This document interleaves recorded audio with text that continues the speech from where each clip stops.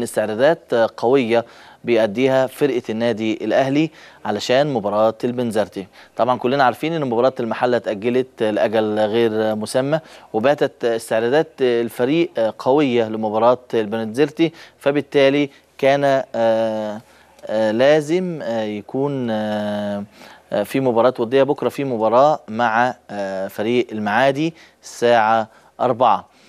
يمكن ما فيش شك ان الجهاز الفني طبعا دارس الخصم بشكل او المنافس بشكل كبير، واعتقد ان الفترة الجاية هيكون يعني في كلام مهم، ولكن خلونا نروح لتقرير كابتن محمد يوسف واستعدادات فريق البنزرتي. طبعا ما فيش شك ان الجهاز الفني محضر لفرقه البنزرتي ومجهز لفرقه البنزرتي، لكن علشان نقف على اخر استعدادات الاهلي لمواجهه البنزرتي نطلع نشوف التقرير ونرجع تاني.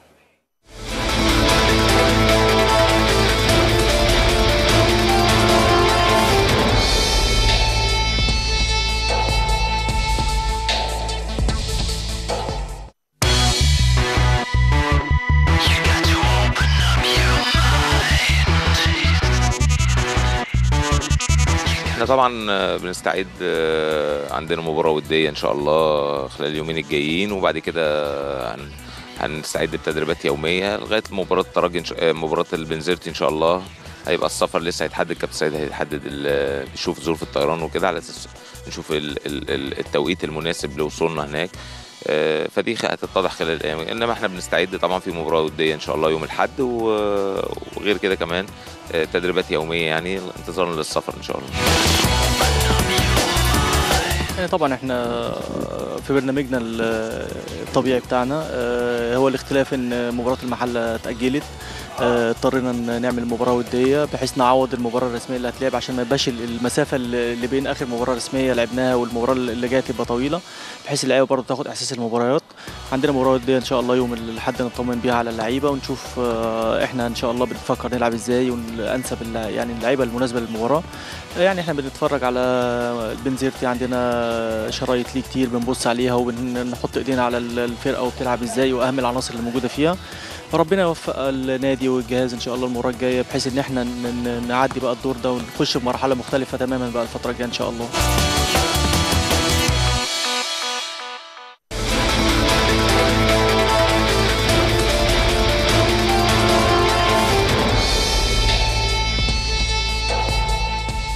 مفيش شك ان مباراه البنزرتي مباراه قويه جدا، والاهلي بيجهز لها بشكل كبير.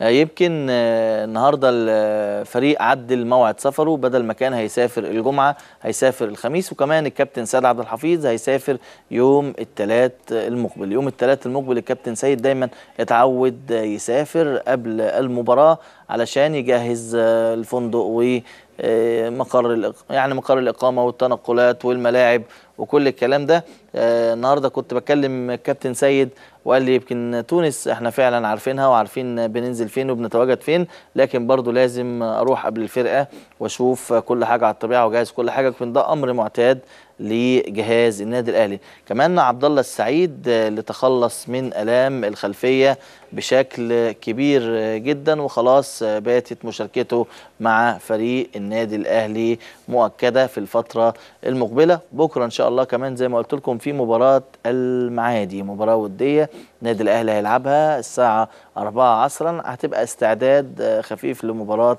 البنزرتي طبعا بعد ما مباراه المحله اتأجلت لأجل غير مسمى.